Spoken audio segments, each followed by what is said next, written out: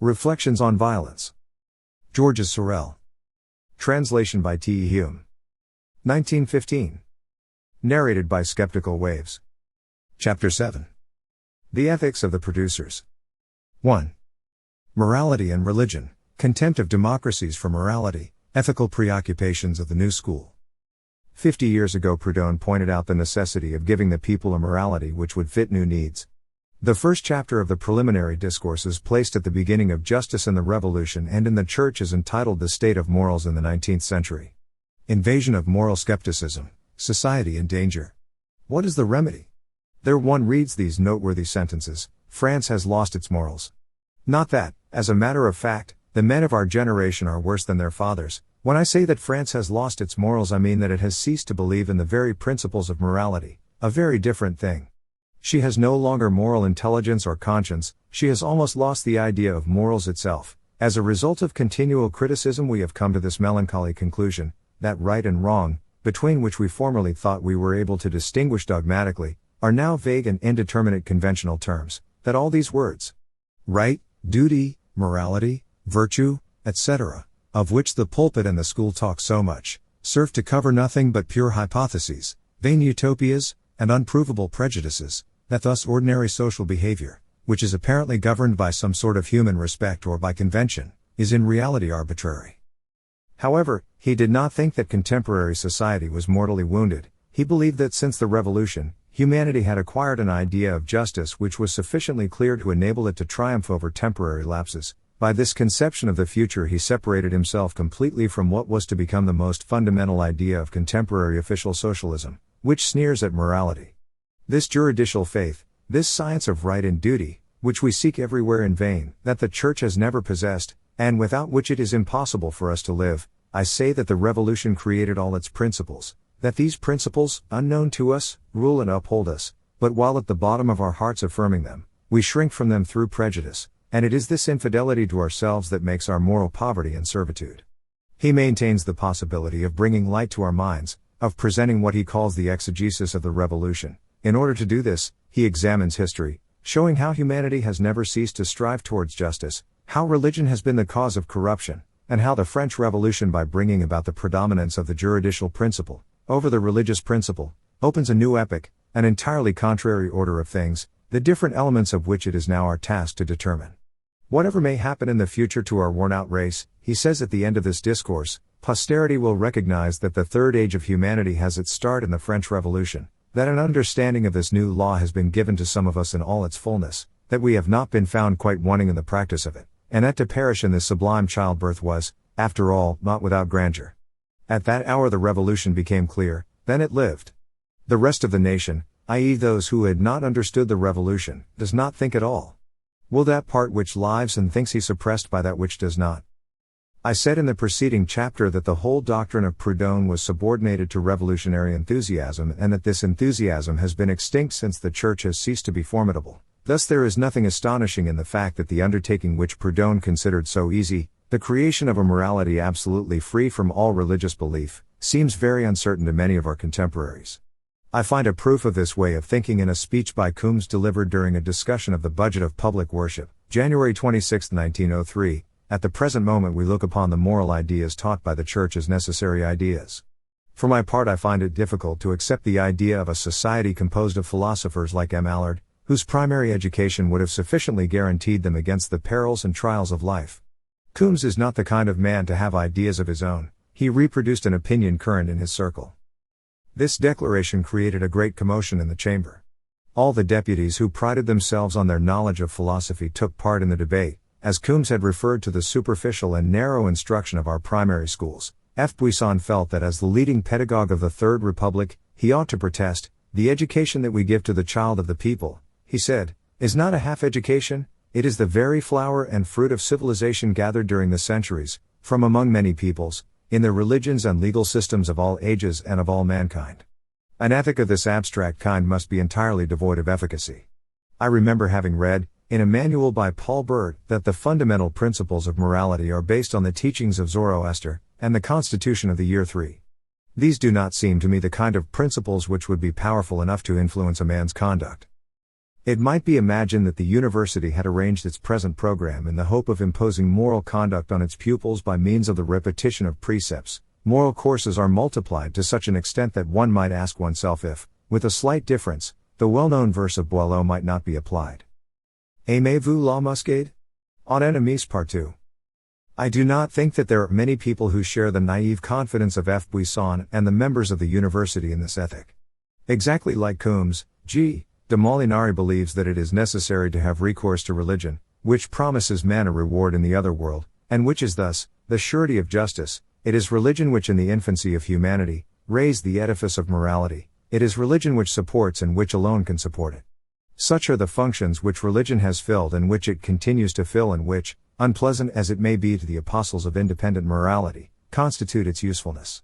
We must look for help to a more powerful and more active instrument than the interests of society, to effect those reforms demonstrated by political economy to be necessary, and this instrument can only be found in the religious sentiment associated with the sentiment of justice. G. de Molinari expresses himself in intentionally vague terms. He seems to regard religion as do many modern Catholics, of the Brunetière type, that is, as a means of social government, which must be suited to the needs of the different classes. People of the higher classes have always considered that they had less need of moral discipline than their subordinates, and it is by making this fine discovery the basis of their theology that the Jesuits have had so much success in contemporary middle classes. Our author distinguishes four motive forces capable of assuring the accomplishment of duty: the power of society invested in the governmental organism, the power of public opinion, the power of the individual conscience, and the power of religion, and he considers that this spiritual mechanism perceptibly lags behind the material mechanism. The two first motive forces may have some influence on capitalists, but none in the workshop. For the workers the last two motive forces are alone effective, and they will become every day more important on account of the growth of responsibility in those who are charged with the direction and surveillance of the working of machinery. But according to Molinari we could not conceive the power of the individual conscience without that of religion. I believe, then, that G. de Molinari would be inclined to approve of the employers who protect religious institutions. He would only, however, like it done with a little more circumspection than Chagat used at Monseil's mines. The socialists for a long time have been greatly prejudiced against morality, on account of these Catholic institutions that the large employers established for their workpeople. It seemed to them that, in our capitalist society, morality was only a means of assuring the docility of workmen, who are kept in the fear created by superstition.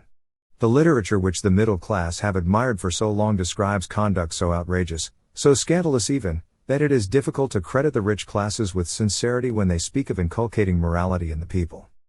The Marxists had a particular reason for showing themselves suspicious in all that concerned ethics. The propagators of social reforms, the utopists and the Democrats, had so abused the idea of justice that it was only reasonable to consider all discussions on such a subject as an exercise in rhetoric, or as sophistry intended to mislead those who were interested in the working class movement. This is why, several years ago, Rosa Luxemburg called the idea of justice this old post-horse, on which all the regenerators of the world, deprived of surer means of locomotion, have ridden, this ungainly Rosinante, mounted on which so many Quixotes of history have gone in search of the great reform of the world, bringing back from these journeys nothing but black eyes.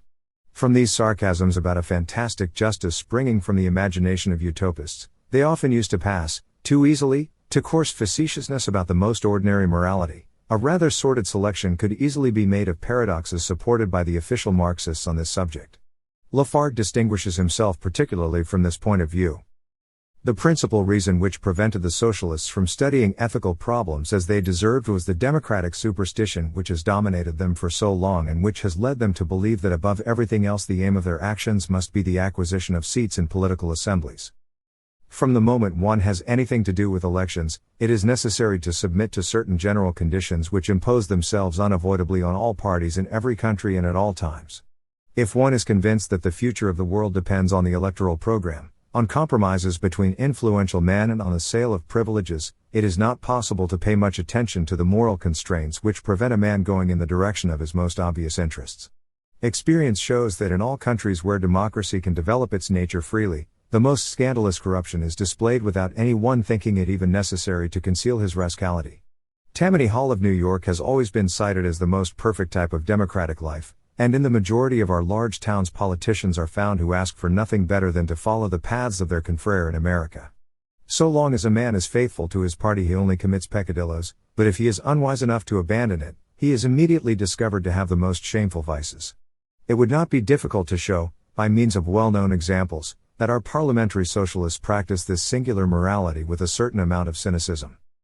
There is a great resemblance between the electoral democracy and the stock exchange. In one case as in the other it is necessary to work upon the simplicity of the masses, to buy the cooperation of the most important papers, and to assist chance by an infinity of trickery.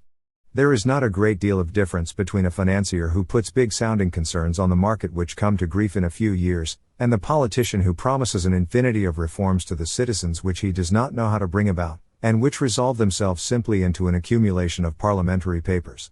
Neither one nor the other know anything about production, and yet they manage to obtain control over it, to misdirect and exploit it shamelessly. They are dazzled by the marvels of modern industry, and it is their private opinion that the world is so rich that they can rob it on a large scale without causing any great outcry among the producers. The great art of the financier and the politician is to be able to bleed the taxpayer without bringing him to the point of revolt.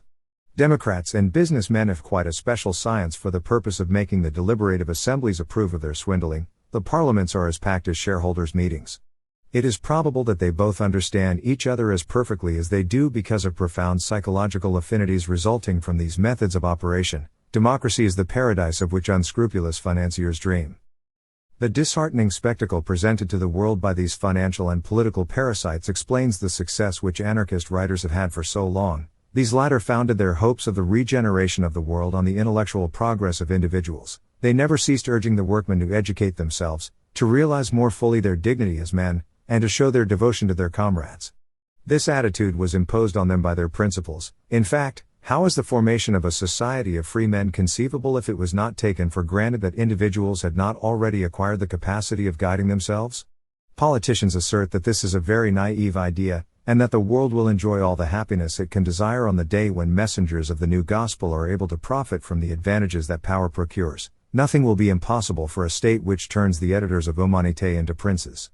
If in that time it is considered useful to have free men, they will be manufactured by a few good laws, but it is doubtful if the friends and shareholders of Jaurès will find that necessary. It will be sufficient for them if they have servants and taxpayers.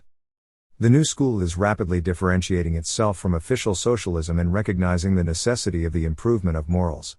It is thus customary for the dignitaries of parliamentary socialism to accuse it of anarchical tendencies. For my part, I should not object to acknowledge myself as an anarchist in this respect, since parliamentary socialism professes a contempt for morality equaled only by that which the vilest representatives of the stockbroking middle class have for it. The new school also has sometimes been reproached with returning to the dreams of the utopists. This criticism shows how much our adversaries misunderstand the works of the old socialists as well as the present situation. The aim of the early socialists was to build up ethical ideas capable of influencing the feelings of the upper classes, in such a way as to make them sympathize with those who in pity are called the disinherited classes, and of inducing them to make some sacrifice in favor of their unfortunate brethren.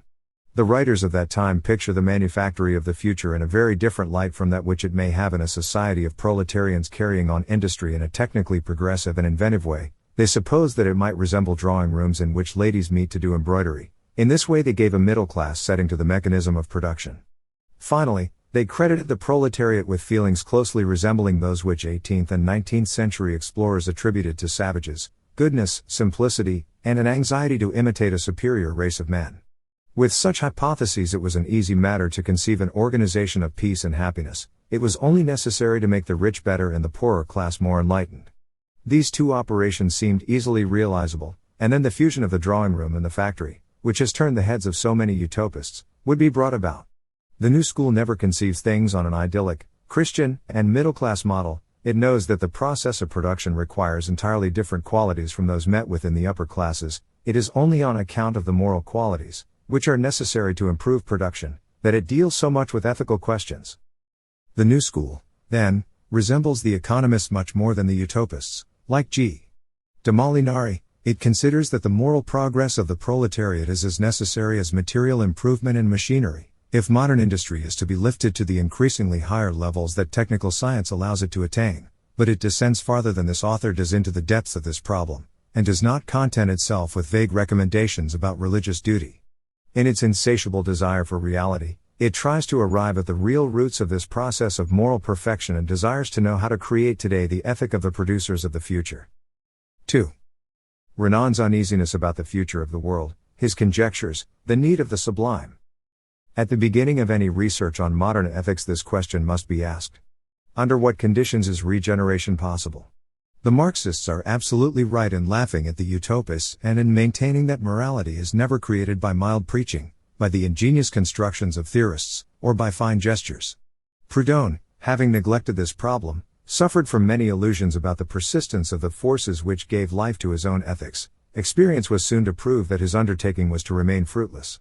And if the contemporary world does not contain the roots of a new ethic, what will happen to it? The size of a whimpering middle class will not save it, if it has forever lost its morality. Very shortly before his death, Renan was much engrossed with the ethical future of the world. Moral values decline, that is a certainty. Sacrifice has almost disappeared. One can see the day coming when everything will be syndicalized, when organized selfishness will take the place of love and devotion. There will be strange upheavals. The two things which alone until now have resisted the decay of reverence, the army and the church, will soon be swept away in the universal torrent. Renan showed a remarkable insight in writing this at the very moment when so many feudal intellects were announcing the renaissance of idealism and foreseeing progressive tendencies in a church that was at length reconciled with the modern world. But all his life Renan had been too favored by fortune not to be optimistic. He believed, therefore, that the evil of the future would consist simply in the necessity of passing through a bad period, and he added, no matter, the resources of humanity are infinite. The eternal designs will be fulfilled. The springs of life ever forcing their way to the surface will never be dried up. He had finished, several months before, the 5th volume of his History of the People of Israel, and this volume, having been printed from the unaltered manuscript, contains a more imperfect expression of his ideas on this subject. It is known that he corrected his proofs very carefully. We find in this the most gloomy presentiments. The author even questions whether humanity will ever attain its real end. If this globe should happen not to fulfill its purpose, there will be others to carry on to its final end the program of all life, light, reason, and truth. The times to come frighten him. The immediate future is dark. The triumph of light is not assured. He dreaded socialism, and there is no doubt that by socialism he meant the humanitarian idiocy which he saw emerging in the stupid middle-class world. It was, in this way, that he came to think that Catholicism might perhaps be the accomplice of socialism. On the same page he speaks of the divisions which may exist in a society, and this is of considerable importance. Judea and the Greco-Roman world were like two universes revolving one beside the other under opposing influences. The history of humanity by no means synchronizes in its various parts. Tremble. At this moment perhaps the religion of the future is being created, and we have no part in it. I envy wise Kimry who saw beneath the earth. It is there that everything is prepared, it is there that we must look. There is in these words nothing that the theorists of the class war could not approve of. In them I find the commentary to what Renan said a little later on the subject of the springs of life ever forcing their way to the surface. Regeneration is being brought about by a class which works subterraneously, and which is separating itself from the modern world as Judaism did from the ancient world. Whatever the official sociologists may think, the lower classes are by no means condemned to live on the crumbs which the upper classes let fall. We are glad to see Renan protest against this imbecile doctrine. Syndicalism claims to create a real proletarian ideology, and whatever the middle-class professors say of it, historical experience, as proclaimed by the mouth of Renan, tells us that this is quite possible, and that out of it may come the salvation of the world.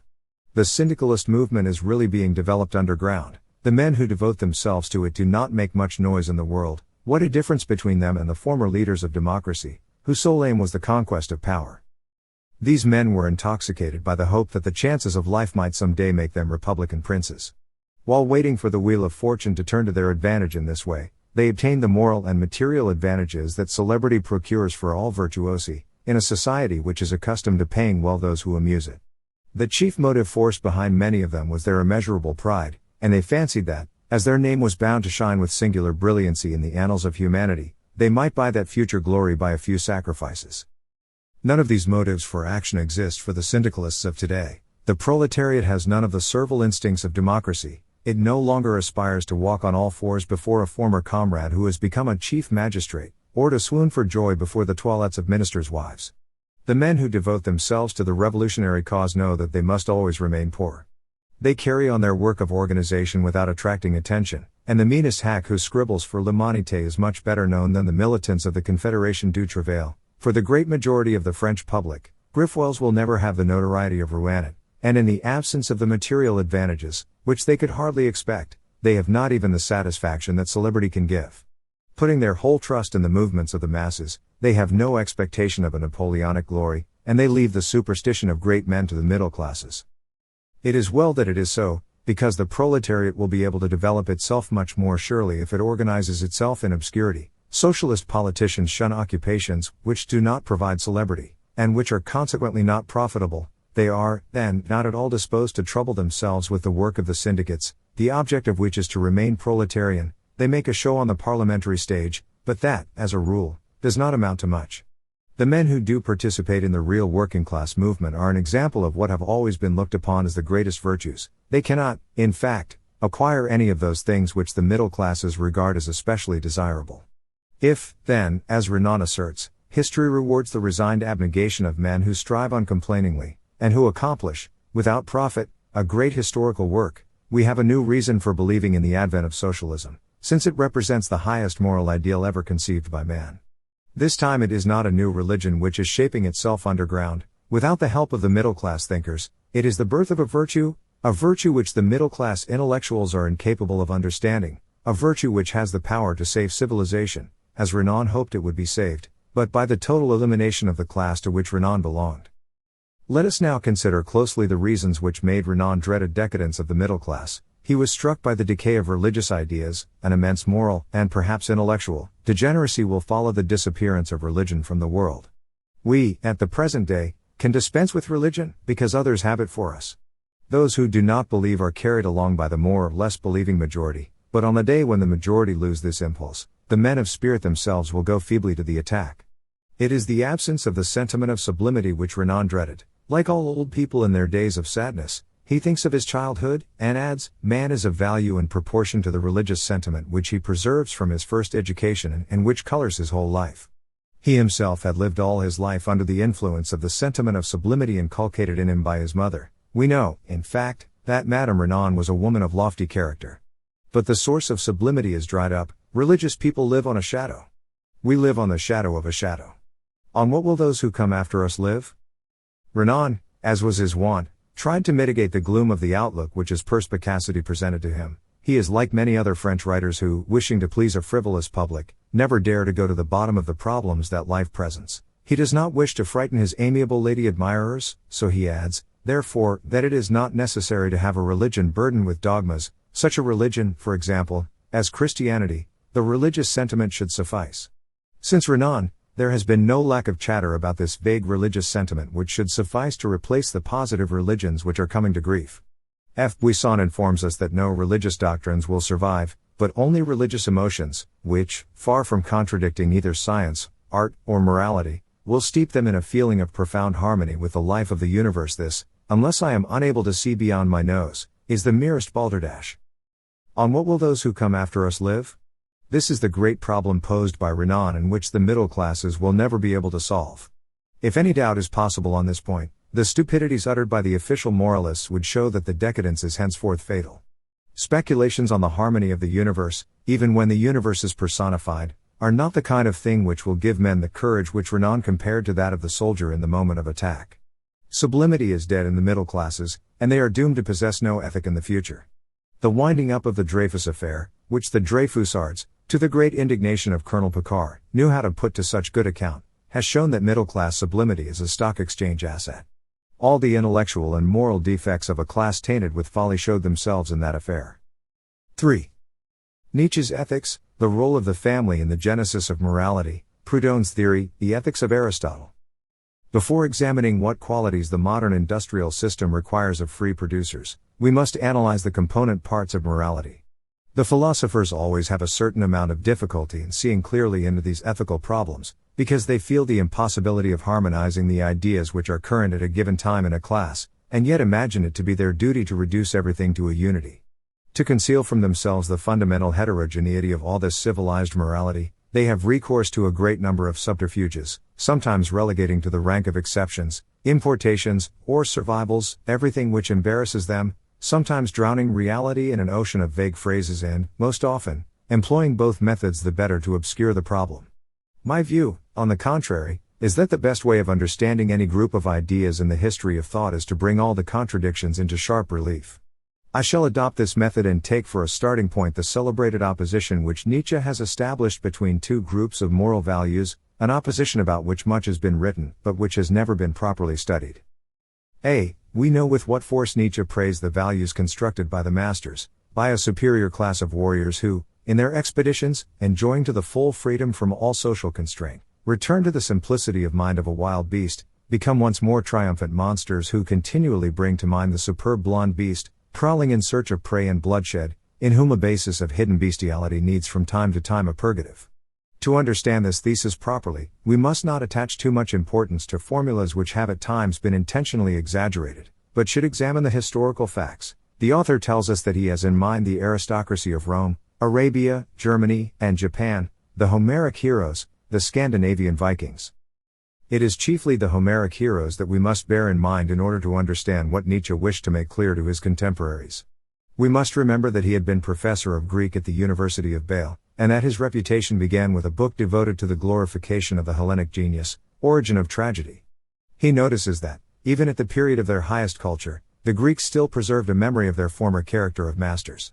Our daring, said Pericles, has traced a path over earth and sea, raising everywhere imperishable monuments both of good and evil. It was of the heroes of Greek legend and history that he was thinking when he speaks of that audacity of noble races, that mad, absurd, and spontaneous audacity, their indifference and contempt for all security of the body, for life, for comfort. Does not the terrible gaiety and the profound joy which the heroes tasted in destruction, in all the pleasures of victory and of cruelty, apply particularly to Achilles? It was certainly to the type of classic Greek that Nietzsche alluded when he wrote the moral judgments of the warrior aristocracy are founded on a powerful bodily constitution, a flourishing health without forgetfulness of what was necessary to the maintenance of that overflowing vigor, war, adventure, hunting, dancing, games, and physical exercises, in short, everything implied by a robust, free, and joyful activity. That very ancient type, the Achaean type celebrated by Homer, is not simply a memory. It has several times reappeared in the world. During the Renaissance there was a superb reawakening of the classic ideal of the aristocratic valuation of all things, and after the Revolution the most prodigious and unexpected event came to pass. The antique ideal stood in person with unwonted splendor before the eyes and consciousness of humanity. Then appeared Napoleon, isolated and belated example though he was. I believe that if the professor of philology had not been continually cropping up in Nietzsche he would have perceived that the master type still exists under our own eyes, and that it is this type which, at the present time, has created the extraordinary greatness of the United States. He would have been struck by the singular analogies which exist between the Yankee, ready for any kind of enterprise, and the ancient Greek sailor, sometimes a pirate, sometimes a colonist or merchant. Above all, he would have established a parallel between the ancient heroes and the man who sets out on the conquest of the far west. P. de Rousiers has described the master type admirably. To become and to remain an American, one must look upon life as a struggle and not as a pleasure, and seek in it victorious effort, energetic and efficacious action, rather than pleasure, leisure embellished by the cultivation of the arts, the refinements proper to other societies. Everywhere, we have seen that what makes the American succeed, what constitutes his type, is character, personal energy, energy in action, creative energy. The profound contempt which the Greek had for the barbarian is matched by that of the Yankee for the foreign worker who makes no effort to become truly American. Many of these people would be better if we took them in hand, an old colonel of the War of Secession said to a French traveler, but we are a proud race. A shopkeeper of Pottsville spoke of the Pennsylvania miners as the senseless populace. J. Bordeaux has drawn attention to the strange likeness which exists between the ideas of A. Carnegie and Roosevelt, and those of Nietzsche, the first deploring the waste of money involved in maintaining incapables, the second urging the Americans to becoming conquerors, a race of prey. I am not among those who consider Homer's Achaean type, the indomitable hero confident in his strength and putting himself above rules, as necessarily disappearing in the future. If it has often been believed that the was bound to disappear, that was because the Homeric values were imagined to be irreconcilable with the other values which spring from an entirely different principle. Nietzsche committed this error, which all those who believe in the necessity of unity in thought are bound to make. It is quite evident that liberty would be seriously compromised if men came to regard the Homeric values, which are approximate the same as the Cornelian values, as suitable only to barbaric peoples. Many moral evils would forever remain unremedied if some hero of revolt did not force the people to become aware of their own state of mind on the subject. And art, which is after all of some value, would lose the finest jewel in its crown. The philosophers are little disposed to admit the right of art to support the cult of the will to power. It seems to them that they ought to give lessons to artists, instead of receiving lessons from them. They think that only those sentiments which have received the stamp of the universities have the right to manifest themselves in poetry. Like industry, art has never adapted itself to the demands of theorists. It always upsets their plans of social harmony, and humanity has found the freedom of art far too satisfactory ever to think of allowing it to be controlled by the creators of dull systems of sociology. The Marxists are accustomed to seeing the ideologists look at things the wrong way round, and so, in contrast to their enemies, they should look upon art as a reality which begets ideas and not as an application of ideas. To the values created by the master type, Nietzsche opposed the system constructed by sacerdotal castes, the ascetic ideal against which he has piled up so much invective. The history of these values is much more obscure and complicated than that of the preceding ones. Nietzsche tries to connect the origin of asceticism with psychological reasons which I will not examine here. He certainly makes a mistake in attributing a preponderating part to the Jews. It is not at all evident that antique Judaism had an ascetic character. Doubtless, like the other Semitic religions, it attached importance to pilgrimages, fasts, and prayers recited in ragged clothes. The Hebrew poets sang the hope of revenge which existed in the heart of the persecuted, but, until the 2nd century of our era, the Jews looked to be revenged by arms. On the other hand, family life, with them, was too strong for the monkish ideal ever to become important. Imbued with Christianity as our civilization may be, it is nonetheless evident that, even in the Middle Ages, it submitted to influences foreign to the Church, with the result that the old ascetic values were gradually transformed. The values to which the contemporary world clings most closely, and which it considers the true ethical values, are not realized in convents, but in the family. Respect for the human person, sexual fidelity and devotion to the weak, constitute the elements of morality of which all high-minded men are proud. Morality, even, is very often made to consist of these alone. When we examine in a critical spirit the numerous writings which treat, today, of marriage, we see that the reformers who are in earnest propose to improve family relations in such a way as to assure the better realization of these ethical values. Thus, they demand that the scandals of conjugal life shall not be exposed in the law courts, that unions shall not be maintained when fidelity no longer exists, and that the authority of the head of the family shall not be diverted from its moral purpose to become mere exploitation, etc. On the other hand, it is curious to observe to what extent the modern church misunderstands the values that classico-Christian civilization has produced. It sees in marriage, above all, a contract directed by financial and worldly interests. It is unwilling to allow of the union being dissolved when the household is a hell, and takes no account of the duty of devotion. The priests are wonderfully skillful in procuring rich dowries for impoverished nobles, so much so, indeed, that the Church has been accused of considering marriage as a mating of noblemen living as bullies with middle-class women reduced to the role of the women who support such men. When it is heavily recompensed, the Church finds unexpected reasons for divorce, and finds means of annulling inconvenient unions for ridiculous motives. Proudhon asks ironically, is it possible for a responsible man of a serious turn of mind and a true Christian to care for the love of his wife? If the husband seeking divorce, or the wife seeking separation, alleges the refusal of the conjugal right, then, of course, there is a legitimate reason for a rupture, for the service for which the marriage is granted has not been carried out. Our civilization having come to consider nearly all morality as consisting of values derived from those observed in the normally constituted family, two serious consequences have been produced. 1. It has been asked if, instead of considering the family as an application of moral theories, it would not be more exact to say that it is the base of these theories. 2. It seems that the Church, having become incompetent on matters connected with sexual union, must also be incompetent as regards morality. These are precisely the conclusions to which Proudhon came. Sexual duality was created by nature to be the instrument of justice. To produce justice is the higher aim of the bisexual division, generation, and what follows from it, only figure here as accessory. Marriage, both in principle and in purpose, being the instrument of human right, and the living negation of the divine right, is thus in formal contradiction with theology and the Church. Love, by the enthusiasm it begets, can produce that sublimity without which there would be no effective morality. At the end of his book on justice, Proudhon has written pages, which will never be surpassed, on the role of women.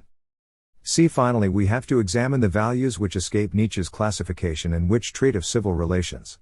Originally, magic was much mixed up in the evaluation of these values. Among the Jews, until recent times, one finds a mixture of hygienic principles, rules about sexual relationships, precepts about honesty, benevolence and national solidarity, the whole wrapped up in magical superstitions. This mixture, which seems strange to the philosopher, had the happiest influence on their morality so long as they maintained their traditional mode of living, and one notices among them even now a particular exactitude in the carrying out of contracts. The ideas held by modern ethical writers are drawn mainly from those of Greece in its time of decadence. Aristotle, living in a period of transition, combined ancient values with values that, as time went on, were to prevail. War and production had ceased to occupy the attention of the most distinguished men of the towns, who sought, on the contrary, to secure an easy existence for themselves. The most important thing was the establishment of friendly relations between the better educated men of the community, and the fundamental maxim was that of the golden mean.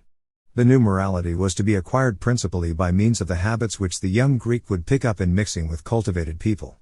It may be said that here we are on the level of an ethic adapted to consumers. It is not astonishing then that Catholic theologians still find Aristotle's ethics an excellent one, for they themselves take the consumer's point of view.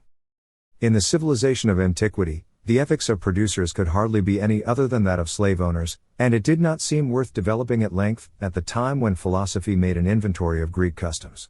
Aristotle said that no far-reaching science was needed to employ slaves, for the master need only know how to order what the slaves must know how to execute.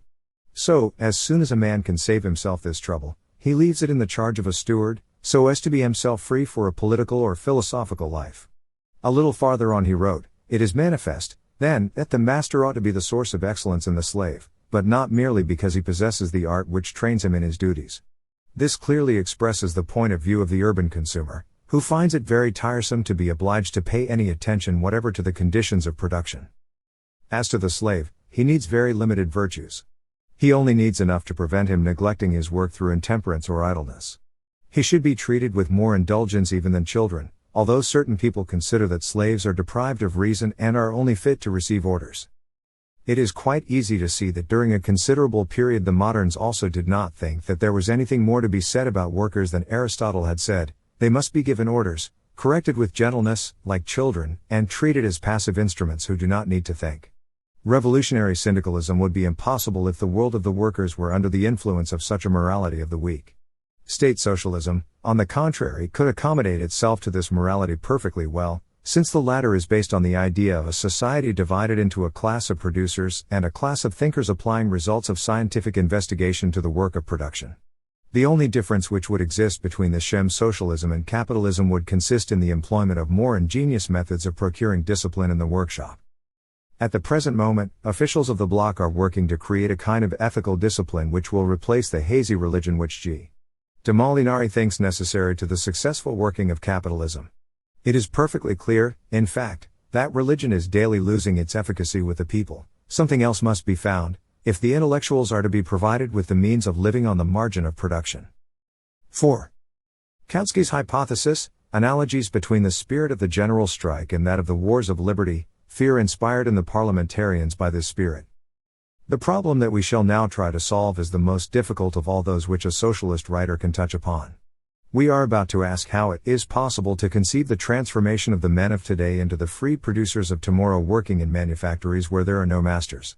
The question must be stated accurately. We must state it, not for a world which has already arrived at socialism, but solely for our own time and for the preparation of the transition from one world to the other. If we do not limit the question in this way, we shall find ourselves straying into utopias. Kautsky has given a great deal of attention to the question of the conditions immediately following a social revolution. The solution he proposes seems to me quite as feeble as that of G. de Molinari. If the syndicates of today are strong enough to induce the workmen of today to abandon their workshops and to submit to great sacrifices, during the strikes kept up against the capitalists, he thinks that they will then doubtless be strong enough to bring the workmen back to the workshops, and to obtain good and regular work from them, when once they see that this work is necessary for the general good. Kautsky, however, does not seem to feel much confidence in the value of his own solution. Evidently no comparison can be made between the kind of discipline which forces a general stoppage of work on the men and that which will induce them to handle machinery with greater skill.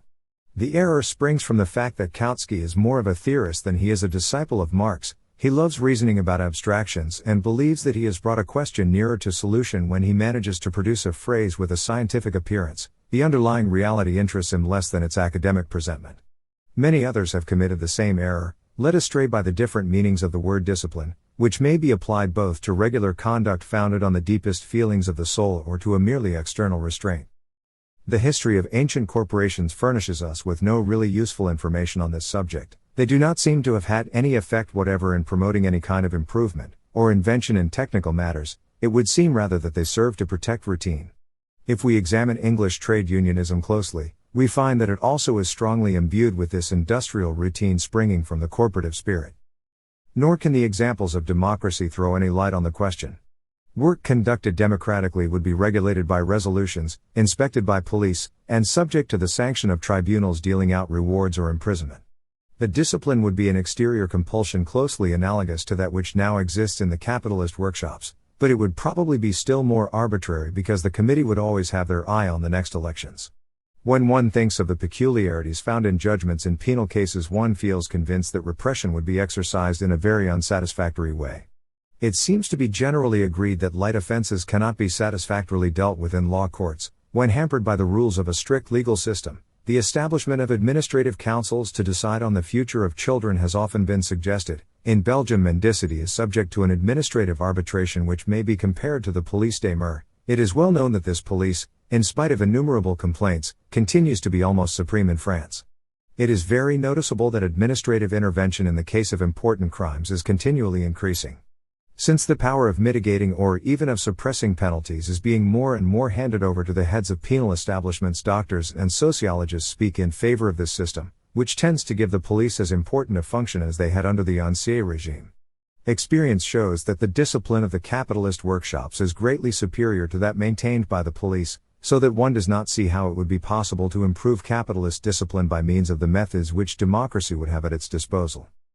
I think that there is one good point, however, in Kautsky's hypothesis. He seems to have been aware that the motive force of the revolutionary movement must also be the motive force of the ethic of the producers. That is a view quite in conformity with Marxist principles, but the idea must be applied in quite a different way from that in which he applied it. It must not be thought that the action of the syndicates on work is direct, as he supposes. This influence of the syndicates on labor should result from complex and sometimes distant causes, acting on the general character of the workers rather than from a quasi-military organization. This is what I try to show by analyzing some of the qualities of the best workmen. A satisfactory result can be arrived at by starting from the curious analogies which exist between the most remarkable qualities of the soldiers who took part in the wars of liberty, the qualities which engendered the propaganda in favor of the general strike, and those that will be required of a free worker in a highly progressive state of society. I believe that these analogies constitute a new, and perhaps decisive, proof in favor of revolutionary syndicalism. In the wars of liberty, each soldier considered himself as an individual having something of importance to do in the battle, instead of looking upon himself as simply one part of the military mechanism committed to the supreme direction of a leader. In the literature of those times, one is struck by the frequency with which the free men of the Republican armies are contrasted with the automatons of the royal armies. This was no mere figure of rhetoric employed by the French writers. I have convinced myself as a result of a thorough first-hand study of one of the wars of that time, that these terms corresponded perfectly to the actual feelings of the soldiers. Battles under these conditions could, then, no longer be likened to games of chess in which each man is comparable to a pawn. They became collections of heroic exploits accomplished by individuals under the influence of an extraordinary enthusiasm. Revolutionary literature is not entirely false when it reports so many grandiloquent phrases said to have been uttered by the combatants. Doubtless none of these phrases were spoken by the people to whom they are attributed. Their form is due to men of letters used to the composition of classical declamation, but the basis is real in this sense, that we have, thanks to these lies of revolutionary rhetoric, a perfectly exact representation of the aspect under which the combatants looked on war, a true expression of the sentiments aroused by it, and the actual accent of the truly Homeric conflicts which took place at that time. I am certain that none of the actors in these dramas ever protested against the words attributed to them. This was no doubt because each found beneath these fantastic phrases a true expression of his own deepest feelings. Until the moment when Napoleon appeared, the war had none of the scientific character which the later theorists of strategy have sometimes thought it incumbent on them to attribute to it. Misled by the analogies they discovered between the triumphs of the revolutionary armies and those of the Napoleonic armies, historians imagine that generals anterior to Napoleon had made great plans of campaign, such plans never existed, or at any rate had very little influence on the course of operations.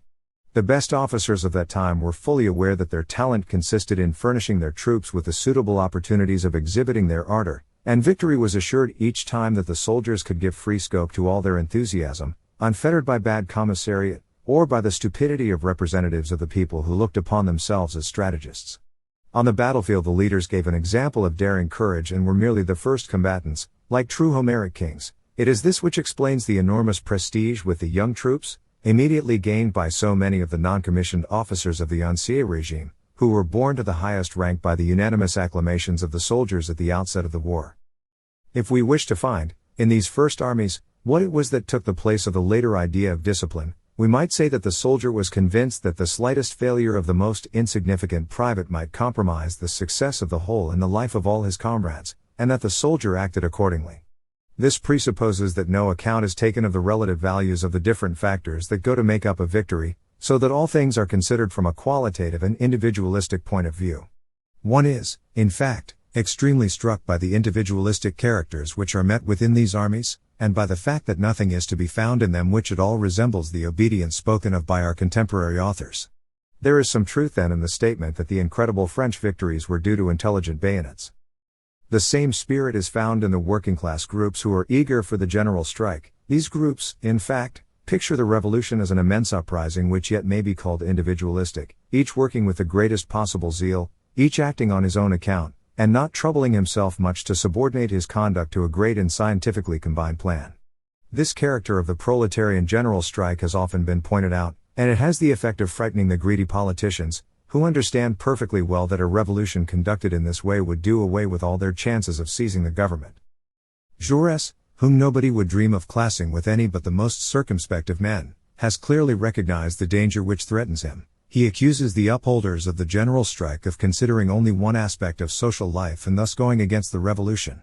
This rigmarole should be translated thus: the revolutionary syndicalists desire to exalt the individuality of the life of the producer. They thus run counter to the interests of the politicians who want to direct the revolution in such a way as to transmit power to a new minority. They thus undermine the foundations of the state. We entirely agree with all this. It is precisely this characteristic which so terrifies the parliamentary socialists, the financiers, and the ideologists, which gives such extraordinary moral value to the notion of the general strike.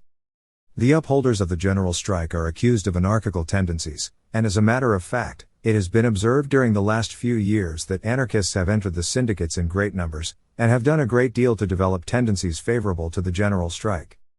This movement becomes understandable when we bear the preceding explanations in mind, because the general strike, just like the wars of liberty, is a most striking manifestation of individualistic force in the revolted masses. It seems to me, moreover, that the official socialists would do well not to insist too much on this point. They would thus avoid some reflections which are not altogether to their advantage. We might, in fact, be led to ask if our official socialists, with their passion for discipline, and their infinite confidence in the genius of their leaders, are not the authentic inheritors of the traditions of the royal armies, while the anarchists and the upholders of the general strike represent at the present time the spirit of the revolutionary warriors who, against all the rules of the art of war, so thoroughly thrashed the fine armies of the coalition.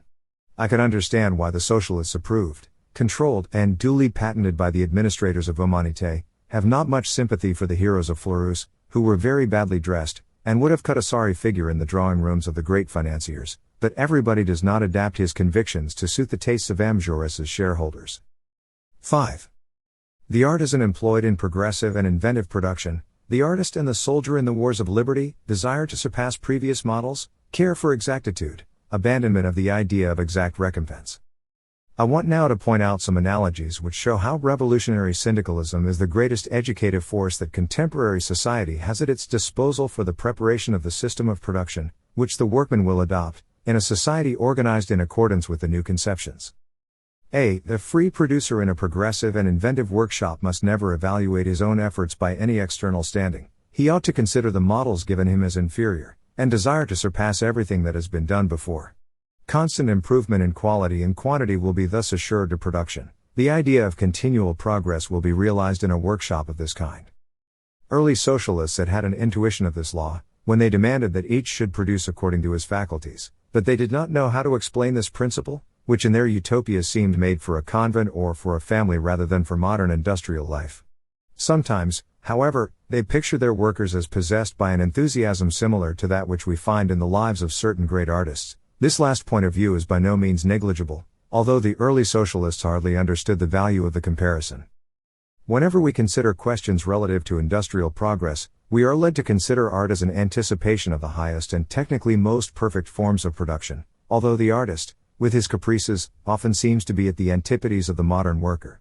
This analogy is justified by the fact that the artist dislikes reproducing accepted types. The inexhaustibly inventive turn of his mind distinguishes him from the ordinary artisan, who is mainly successful in the unending reproduction of models which are not his own. The inventor is an artist who wears himself out in pursuing the realization of ends which practical people generally declare absurd, and who, if he has made any important discovery, is often supposed to be mad. Practical people thus resemble artisans. One could cite in every industry important improvements which originated in small changes made by workmen endowed with the artist's taste for innovation. This state of mind is, moreover, exactly that which was found in the first armies which carried on the wars of liberty and that possessed by the propagandists of the general strike. This passionate individualism is entirely wanting in the working classes who have been educated by politicians. All they are fit for is to change their masters. These bad shepherds sincerely hope that it will be so, and the stock exchange people would not provide them with money, were they not convinced that parliamentary socialism is quite compatible with financial robbery. Modern industry is characterized by an ever-growing care for exactitude. As tools get more scientific, it is expected that the product shall have fewer hidden faults, and that in use its quality shall be as good as its appearance. If Germany has not yet taken the place in the economic world which the mineral riches of its soil, the energy of its manufacturers and the science of its technicians ought to give it, it is because its manufacturers for a long time thought it clever to flood the markets with trash. Although the quality of German manufactures has much improved during the last few years, it is not yet held in any very great esteem. Here again it is possible to draw a comparison between industry in a high state of perfection and art.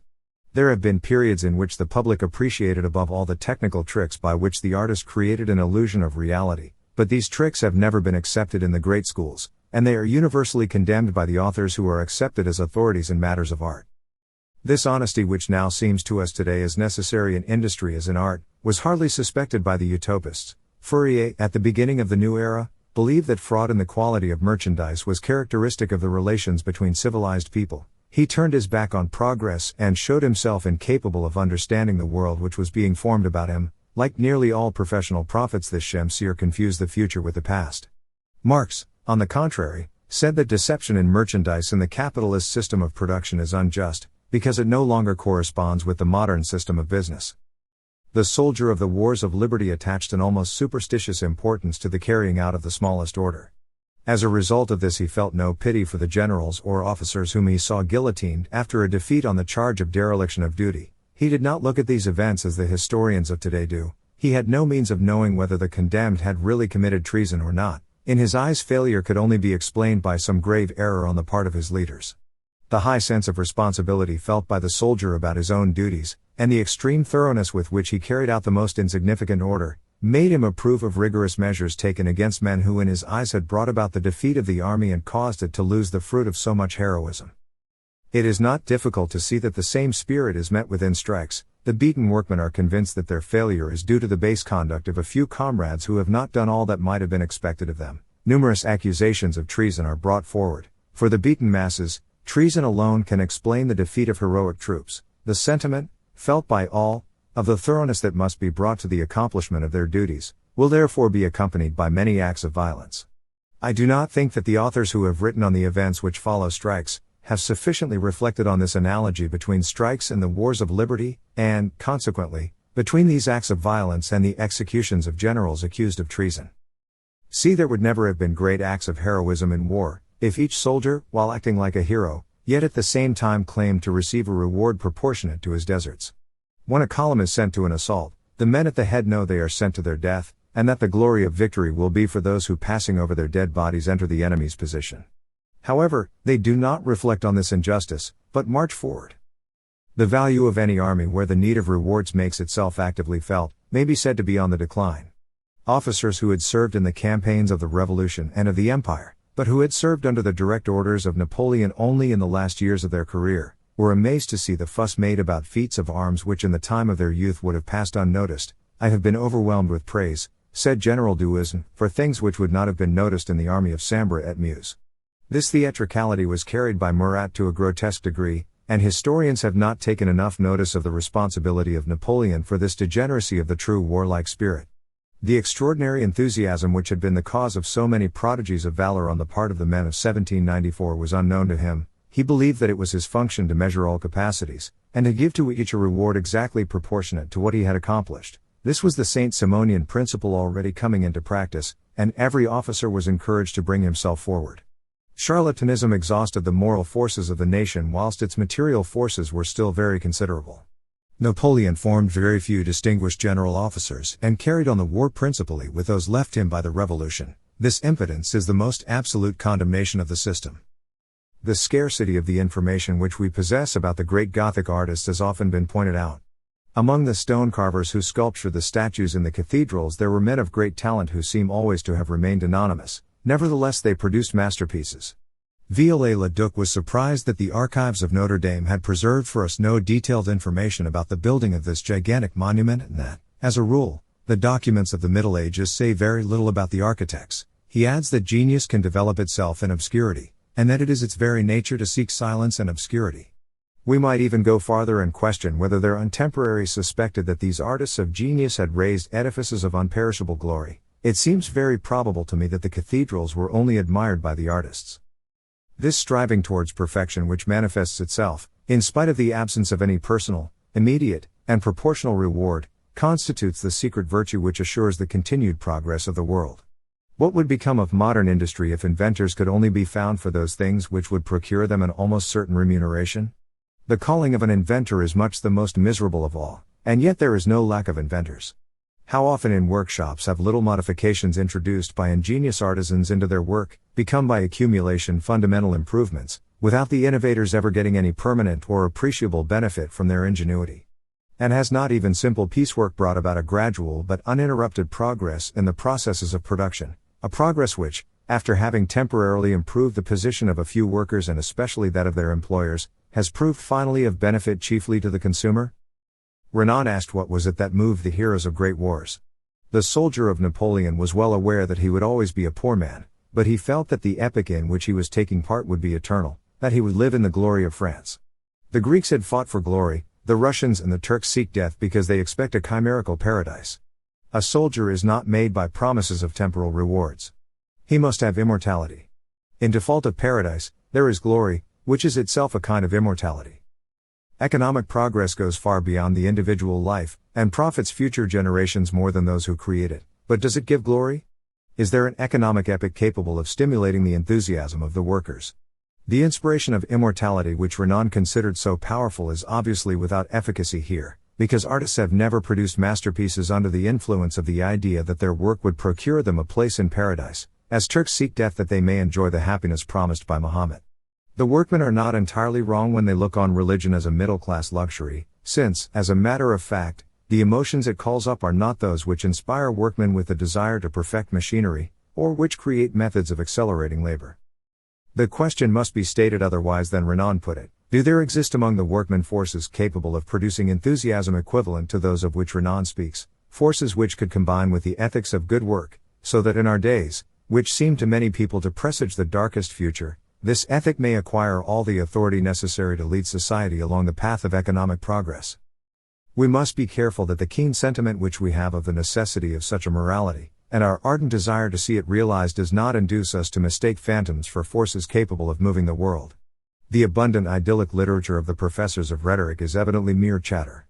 Equally vain are the attempts made by so many scholars to find institutions in the past, an imitation of which might serve as a means of disciplining their contemporaries. Imitation has never produced much good and often bred much sorrow. How absurd the idea is then of borrowing from some dead and gone social structure, a suitable means of controlling a system of production, whose principal characteristic is that every day it must become more and more opposed to all preceding economic systems.